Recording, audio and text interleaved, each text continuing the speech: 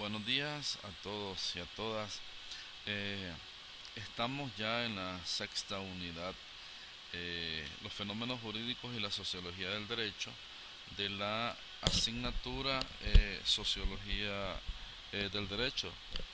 En esta vamos a desarrollar los siguientes subtemas: hechos, formas y relaciones jurídicas, clasificación de los fenómenos jurídicos, sistemática jurídica, los fenómenos infrajurídicos, la temporalidad del sistema jurídico, el derecho y justicia, el sistema jurídico como fenómeno del derecho, las tareas y temas de la sociología jurídica como ciencia teórica de la realidad, el valor jurídico de la sociedad y la teoría universal, que es lo que se conoce como el libro verde. En relación entonces al primer tema, ya lo desarrollamos. Los fenómenos jurídicos mencionamos que son todos aquellos sucesos o situaciones que se generan en la naturaleza de la conducta humana, y es el legislador quien sabe otorgarle la consecuencia jurídica como tal. Entonces es necesario para esto que estudiemos qué cosa es un hecho jurídico, qué cosa es una forma jurídica y qué cosa es relaciones jurídicas.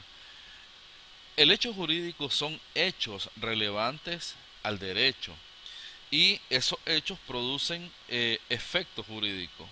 Como consecuencia del hecho que se crea, se modifica o se extinguen los derechos y las obligaciones. Por ejemplo, un contrato de compraventa en el cual se adquiere el derecho de exigir la cosa comprada por parte del comprador y exigir el dinero, el valor, por parte del vendedor, y por medio del pago efectivo se extingue la obligación por el acreedor. La forma jurídica es la identidad que asume legalmente una empresa, teniendo en cuenta su responsabilidad y sus propietarios deben de hecho de cumplir los que son los términos legales. Una empresa puede ser de carácter individual, pero también puede ser una empresa, una sociedad o una asociación, una colectividad. En esta nosotros podemos identificar dentro de los ejemplos la sociedad anónima, o también podemos identificar lo que son las sociedades colectivas como las cooperativas. Las características de esta forma jurídica podemos mencionar las siguientes. Uno, la responsabilidad. La responsabilidad puede ser limitada y puede ser ilimitada. Dos, el número mínimo de los socios. Cada uno de los socios, para clasificarse como empresa individual, como sociedad colectiva, como sociedad comanditaria, que puede ser de comandita simple o como comandita por acciones, una sociedad anónima también, o una sociedad limitada o sociedad cooperativa. Una tercera característica es el capital social, el cual debe quedar establecido cuando se constituye la empresa, cuánto es el capital que debe de aportar cada uno de los socios, la actividad, que esto se le conocería como el giro del negocio, la actividad a la cual se están dedicando, las ayudas, incentivos fiscales y subvenciones del Estado, los aspectos fiscales, la complejidad de la tramitación, la distribución del poder, que sería la forma de organización, la estructura de la organización y también su forma de gestión y las relaciones entre los socios.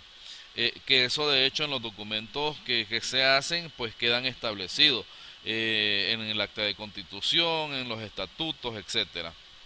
Las relaciones jurídicas entonces vienen a ser el vínculo establecido y regulado de manera legal entre dos o más sujetos respecto a determinados intereses. Se trata entonces de una relación que por su regulación jurídica genera efectos legales. De ellas entonces proceden derechos y obligaciones que ligan a las partes que intervienen. Se conoce entonces como derecho subjetivo y se dividen en derechos civiles y derechos políticos. Los derechos civiles son aquellos derechos de personalidad, los derechos de familia, los derechos patrimoniales. En estos derechos patrimoniales, pues nosotros podemos mencionar como los derechos personales, los derechos reales y los derechos intelectuales. Eh, También nosotros podemos clasificar los fenómenos jurídicos. Los podemos clasificar de algunas formas diferentes. Mencionamos al menos cuatro. Los fenómenos jurídicos, entonces, primeramente los mencionamos como fenómenos jurídicos primarios y fenómenos jurídicos secundarios. También los podemos clasificar como fenómenos jurídicos de poder y fenómenos jurídicos bajo el poder. También podemos clasificarlos como fenómenos jurídicos de instituciones y los fenómenos jurídicos de los fenómenos casos. Y también podemos clasificarlos en los contenciosos y los no contenciosos. Llegamos entonces a este momento a hablar de la sistemática jurídica como una disciplina que tiene por objeto la exposición sistemática de las reglas normativas o en este caso de determinadas reglas normativas, exponiendo de forma ordenada y coherente las disposiciones consuetudinarias jurisprudenciales legales que integran lo que es el sistema jurídico. Los fenómenos infrajurídicos vienen a ser fenómenos categóricos en cuanto al orden jurídico coexistente con el derecho y el Estado y forma parte con esto de una categoría de contornos definidos y posee los rasgos indudables de un derecho positivo. Podemos mencionar la observación de los diferentes fenómenos de pluralismo jurídico que nos ha revelado ya una parte de lo que constituye estos fenómenos infrajurídicos, y para esto debemos de mencionar a Carbonnier. Menciona Carbonnier que para él los fenómenos infrajurídicos tienen normalmente como sede la sociedad global, fracciones de población, grupos más o menos extendidos y un cierto aislamiento del conjunto social sería necesario para que un sistema jurídico autónomo de reglas y de conducta pueda constituirse, para que puedan conservarse estas subculturas y sociedades contemporáneas, para observar el seno de la sociedad moderna. Eh, a primera vista no tienen nada que ver pues con esto. Sin embargo, hay alguna manifestación de lo que expresa Carbonnier del tema infrajurídico, dado que da lugar al nacimiento de las categorías, incluso a las disciplinas autónomas de lo que se le conoce como el derecho folclórico, el derecho infantil y el derecho vulgar. Hay otro tema importante que es la temporalidad del sistema jurídico, que esto se refiere a que todo sistema jurídico específico no es más que una simple traducción de términos normativos y formales, es decir, es la regla, la disciplina normativa de una situación social concreta, dada, pero también histórica y también factual, y operada a la luz de un sistema jurídico dado, variada desde el punto de vista histórico, con valores y fines propios, típicos entonces de una determinada sociedad en determinado momento, que sería lo que estamos viendo como temporalidad jurídica.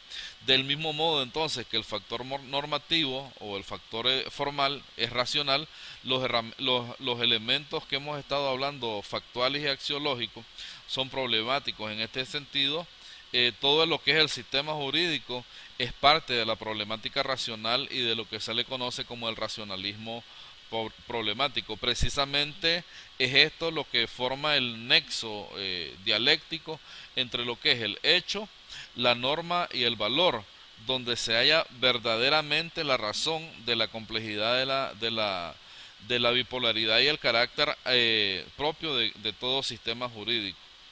Eh, entonces, de esta manera, nosotros podemos decir que es posible interpretar la realidad jurídica y por consiguiente cada sistema jurídico como una realidad compleja.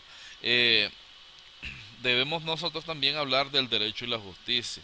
Mencionaba Tomás de Aquino que el derecho es el objeto de la justicia. Entonces, para Tomás de Aquino, la justicia es una virtud que, a diferencia de las demás virtudes, ordena al ser humano que las cosas que son relativas a otro u otros implican una cierta igualdad. Entonces aquí menciona también Tomás de Aquino que la justicia ordena lo que es relativo a los otros y lo que se hace de acuerdo a la igualdad, a la alteridad o alteridad e igualdad con sus notas características. En esto relaciona también lo que es la perspectiva formal de la justicia en el derecho. Como nosotros hemos venido diciendo, en el derecho es lo justo, es el acto justo, allí donde se toma la justicia o donde la justicia toma cuerpo y se concreta en el hecho. Por tanto, el derecho en Tomás de Aquino no tiene un significado equivalente a lo que se entiende realmente hoy o a lo que mayoritariamente se entiende hoy.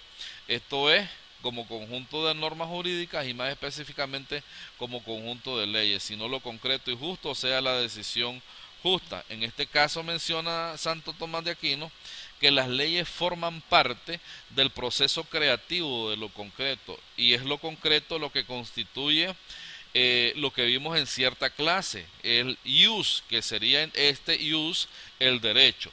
Las leyes entonces para Tomás de Aquino son razones para llegar a concretar la justicia por medio del acto justo y por medio del ius que estábamos mencionando, que es el derecho de la decisión concreta y de la decisión justa. Las tareas y los temas de la sociología jurídica, algunos temas en estudio o para estudio pues de la sociología jurídica son los siguientes y que toman de hecho relevante importancia en lo que es la sociología jurídica para las futuras generaciones de estudiantes de derecho. La eficacia. Es necesario hablar un poco de la eficacia del derecho como tal, la profesión jurídica. Un tercer tema sería el sistema judicial, va en particular el tema a lo que es el acceso a la justicia. Quisimos nosotros abordarlo, este tema de la justicia, de una manera, de un análisis diferente en los trabajos de curso que vamos a ver de qué manera se enfocaron, pero la idea entonces era que analizar un poco desde el sistema judicial el acceso a la justicia, lo que es el pluralismo jurídico, el derecho y globalización.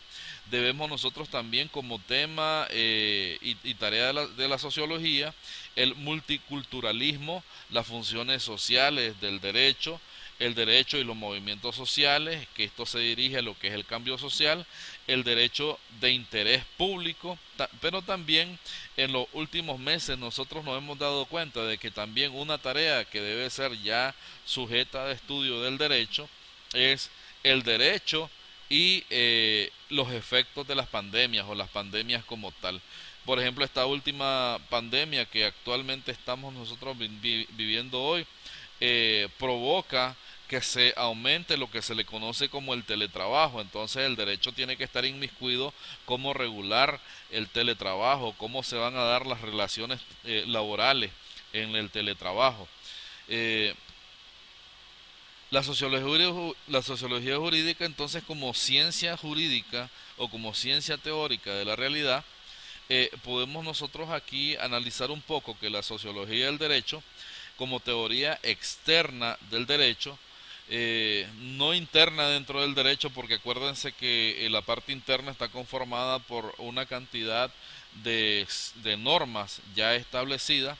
Entonces la sociología del derecho es externa al derecho y se dedica a analizar e investigar entonces el derecho desde la perspectiva externa, todo lo que es el desarrollo, la formación de los sistemas normativos, del sistema jurídico, ¿va? Y la hace desde la perspectiva como la de un observador. Entonces, esto es al contrario de lo que es la dogmática jurídica y la práctica jurídica, que adoptan unas una perspectiva interna, ¿verdad? La sociología lo hace de forma externa, en tanto que hacen no solamente aserciones descriptivas o analíticas, sino también juicios normativos, preguntándose qué son las reglas jurídicas y qué es obligatorio en un sistema jurídico para los casos particulares. Además, entonces existe una concepción de la sociología jurídica que es aplicada entonces a la jurisprudencia y fundada de hecho en las investigaciones y en los conocimientos empíricos. Aquí nos lleva a nosotros a analizar, ¿va? Lo que es el valor jurídico como tal de la sociología y de los fenómenos, ¿va? El valor jurídico de la sociedad. Los valores superiores entonces o fundamentales como son la justicia, la igualdad, la solidaridad, la seguridad, la paz, el bien común están de hecho íntimamente correlacionados con y constituyen la base de hecho material sobre la cual se edifica todo el sistema de derecho. Estos valores de hecho son irrenunciables por el Estado en un Estado de derecho democrático y constituyen de hecho el criterio de unidad material del ordenamiento jurídico. ¿Va? En cierto momento nosotros mencionamos la justicia. La justicia, decía Platón, era una virtud superior y ordenadora de las demás virtudes y que mantendrían la relación armónica. Y también indicaba que la justicia como virtud suprema se encontraba por encima de la sabiduría, la valentía, pero también del dominio de sí mismo. Ante lo anterior expresado, también hay un segundo criterio. De hecho, en justicia, en definiciones de justicia y en la concepción de justicia, hay muchos criterios. Aquí estamos nada más mencionando el de Platón y el de Stamler. Menciona Stamler que la justicia es una idea armónica, permanente y absoluta de la conducta social. En el caso de Radbruch, que hace poco lo estudiamos, sostiene que la justicia, al igual que lo bueno, lo verdadero y también lo bello, es un valor absoluto y que determina también la igualdad o la desigualdad de lo que es el trato del ser humano. Otro de los valores jurídicos de la sociedad que tenemos nosotros que analizar es la libertad. Basado en lo que menciona de la Declaración de los Derechos del Hombre y del Ciudadano en 1798, en el artículo 4, señala que la libertad consiste en lo siguiente: en poder hacer todo aquello que no perjudique a otro. Así, el ejercicio de los derechos naturales de cada hombre no tiene otros límites que los que aseguran a los demás miembros de la sociedad el disfrute de estos mismos derechos. Estos límites no pueden ser determinados más que por la ley. La palabra entonces libertad tiene dos significados corrientes y que son de hecho interrelacionados, que es la libertad como hacer lo que uno desea o quiere, que sería el querer, y la libertad como capacidad de elección, que sería la de elegir. Y de hecho que estudiamos cómo el Estado nos regula la libertad, ¿verdad? Porque en el caso nuestro, que somos ciudadanos de una X nación, nuestra libertad se ve limitada por lo que te permite la ley. Y por eso el sociólogo francés Michael Foucault decía que no hay apariencia más sublime que aquella que toma la apariencia de libertad. Entonces nos lleva a mencionar que aparentemente nosotros somos libres en un estado, sin embargo nuestra libertad se ve regulada por la aplicación o por la aplicabilidad del sistema jurídico en el comportamiento, y de hecho que viene a regular el comportamiento del ser humano. Debemos también analizar como valor la igualdad, que en este caso la igualdad es el valor que exige para todos los hombres y las mujeres, de hecho, el mismo respeto y el mismo marco de oportunidades, el mismo marco de lo que es el sentimiento moral que reconoce al ser humano en una misma dignidad, al margen de la raza o al margen de la capacidad, de la religiosidad, al margen del credo político o de la clase social o de la situación económica. o cultural que éste tenga. No se puede entonces hablar de igualdad sin que haya libertad, que ya la estudiamos, y sin que haya libertad sin igualdad e igualdad sin libertad. Los dos valores son inseparables en un Estado democrático de derecho. El orden entonces viene a establecer una línea de comportamiento en lo que es la vida social, pero no un orden cualquiera, sino un orden social justo. El orden entonces es la realidad del derecho y la justicia es el ideal del derecho. ¿Va? El orden, repito, es la realidad del derecho y la justicia es el ideal del derecho. Sin orden, de hecho, no hay justicia posible y sin justicia no hay orden. No es otra cosa que una fuerza bruta. La seguridad jurídica consiste entonces la seguridad jurídica en la garantía de que el derecho proporciona respecto a la conservación y el respeto de los derechos de los miembros de la sociedad consistente en el restablecimiento o la reparación de los mismos en el caso de que estos derechos sean violados. Nos lleva también a analizar un poco lo que es el bien común. Hemos hablado nosotros en los últimos años bastante del bien común. El bien común, entonces, como conjunto de condiciones sociales, económicas, culturales, políticas necesarias para que se establezca el orden justo. Entonces, el bien común va de la mano con el orden. Ese orden justo que facilita el desarrollo y el perfeccionamiento moral, cultural y económico de la sociedad y de los individuos en cuanto a las partes integrantes de la sociedad, es decir, que hace posible el logro más pleno que es la propia perfección. Llegamos entonces al momento también de estudiar lo que se ha conocido como la tercera teoría universal o lo que es el libro verde. El libro verde no es más que un libro político de 3 volúmenes escrito por el exmandatario libio de nombre Muammar al-Gaddafi entre el año 1775 y el año 1981, y en el cual él expone su idea de su pensamiento político. Este libro verde entonces rechaza la democracia liberal moderna, la europea, y alienta a la institución de una forma de democracia directa basada en comités populares de base. Un poco que lo que se quiso trabajar en algunos estados de carácter revolucionario en la década de 1980. En esta teoría de la universalidad menciona o se basa en el Corán para la mayoría de su fundamento filosófico, aunque en los últimos años comenzó a extraer, a meterse otras ideas, pues de otras teorías relativas a esto.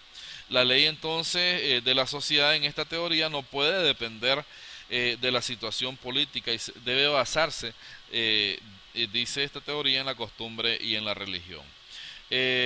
Rechaza de hecho los instrumentos tradicionales de gobierno, rechaza los partidos parlamentarios y los referéndums, y los contrasta con la democracia popular directa basada en las asambleas populares y en los comités del pueblo. Esto tiene bastante relación con lo que dice, con lo que se ha llamado pues dentro de la sociedad lo que es el poder popular.